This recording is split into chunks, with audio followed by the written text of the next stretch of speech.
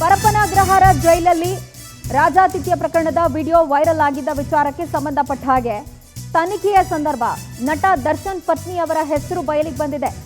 ವಿಚಾರಣೆಯ ಸಂದರ್ಭದಲ್ಲಿ ದರ್ಶನ್ ಪತ್ನಿಯ ಹೆಸರನ್ನ ನಟ ಧನ್ವೀರ್ ಬಾಯ್ಬಿಟ್ಟಿರೋದು. ವಿಡಿಯೋ ಬಗ್ಗೆ ಈಗಾಗಲೇ ಧನ್ವೀರ್ರನ್ನ ವಿಚಾರಣೆಗೆ ಪೊಲೀಸರು ಒಳಪಡಿಸಿದ್ದಾರೆ. ಆ ಸಂದರ್ಭ ದರ್ಶನ್ ಪತ್ನಿಯ ಹೆಸರು ಹೊರಗೆ ಬಂದಿದ್ದು ಲಾಯರ್ ಒಬ್ಬರಿಂದ ಜೈಲಿನ ವಿಡಿಯೋಗಳು ಬಂತು. ಆ ವಿಡಿಯೋಗಳನ್ನ ನಾನು ವಿಜಯಲಕ್ಷ್ಮಿ ಅವರಿಗೆ ಕಳಿಸಿದ್ದೆ, ಬಟ್ ವಿಡಿಯೋ ವೈರಲ್ ಮಾಡಿದ್ ನಾನಲ್ಲ ಅಂತ ಹೇಳಿ ಆ ನಟ ಧನ್ವೀರ್ ಮಾತಾಡಿರೋದು. ಪೊಲೀಸರ ವಿಚಾರಣೆಯಲ್ಲಿ ನಟ ಧನ್ವೀರ್ ಕೊಟ್ಟಿರುವಂತಹ ಸ್ಟೇಟ್ಮೆಂಟ್ ಇದು.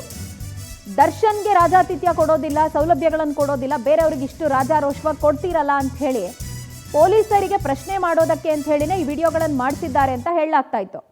ಸೊ ಇದೀಗ ಈ ವಿಡಿಯೋ ವೈರಲ್ ಆಗಿದ್ದರ ಹಿಂದೆ ನಟ ದರ್ಶನ್ ಅವರ ಪತ್ನಿಯ ಹೆಸರು ಕೂಡ ತಳಕು ಹಾಕೊಳ್ತಾ ಇದೆ. ಆಕೆಯ ಹೆಸರನ್ನು ಬಾಯ್ಬಿಟ್ಟಿರೋದು ಖುದ್ದು ನಟ ದರ್ಶನ್ ಆಪ್ತ ಧನ್ವೀರ್.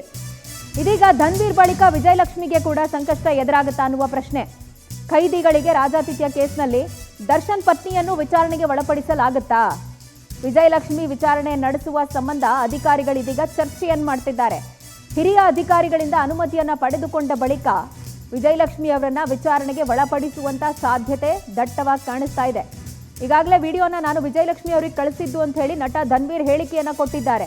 ಹಾಗಾಗಿ ವಿಜಯಲಕ್ಷ್ಮಿ ಅವರಿಂದ ಯಾರಿಗೆ ಶೇರ್ ಆಯಿತು ಅನ್ನುವಂಥದ್ದನ್ನ ಪತ್ತೆ ಹಚ್ಚುವಂತ ನಿಟ್ಟಿನಲ್ಲಿ ಹಿರಿಯ ಅಧಿಕಾರಿಗಳು ಪರ್ಮಿಷನ್ ಕೊಟ್ಟ ಕ್ಷಣ ದರ್ಶನ್ ಅವರ ಪತ್ನಿಯನ್ನ ವಿಚಾರಣೆಗೆ ಒಳಪಡಿಸುವಂತ ಸಾಧ್ಯತೆ ಕಂಡು ಬರ್ತಾ ಇದೆ.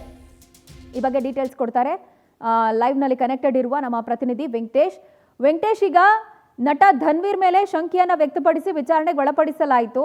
ಅವರೇ ಬಾಯ್ ಬಿಟ್ಟಿರುವ ಹೆಸರು ವಿಜಯಲಕ್ಷ್ಮಿ ಅವರದ್ದು. ಸೊ ವಿಜಯಲಕ್ಷ್ಮಿ ಅವರನ್ನ ವಿಚಾರಣೆಗೆ ಯಾವಾಗ ಕರೆಯುವಂತ ಸಾಧ್ಯತೆ, ಅವರ ಪಾತ್ರಗಳ ಬಗ್ಗೆ ಈಗಾಗಲೇ ಏನಾದರೂ ಅನುಮಾನಗಳು ಪೊಲೀಸರಲ್ಲಿ ಹುಟ್ಕೊಂಡಿದ್ಯಾ?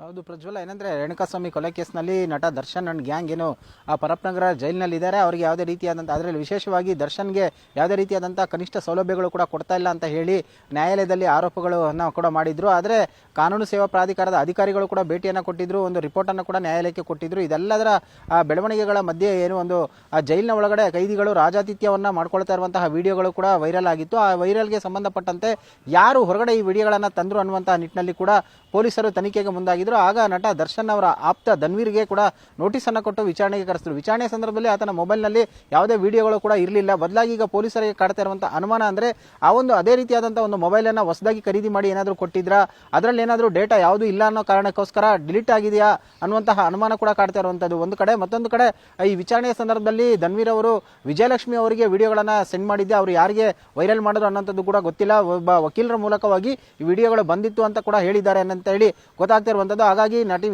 ವಿಜಯಲಕ್ಷ್ಮಿ ಅವರಿಗೂ ಕೂಡ ನೋಟಿಸ್ ಅನ್ನು ಕೊಟ್ಟು ವಿಚಾರಣೆಗೆ ಕರೆಸುವ ಸಾಧ್ಯತೆ ಇದೆ.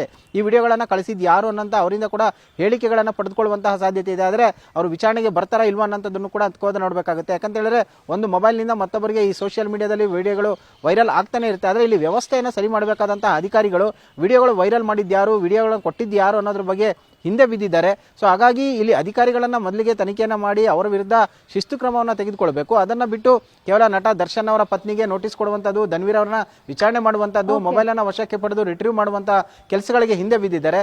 ಅಲ್ಲಿ ವ್ಯವಸ್ಥೆಯನ್ನ ಸರಿಪಡಿಸಬೇಕಾದಂತಹ ಕರ್ತವ್ಯ ಕೂಡ ಅಲ್ಲಿರುವಂತಹ ಅಧಿಕಾರಿಗಳದಾಗಿರುವಂತದ್ದು. ಪ್ರಜ್ವಲ.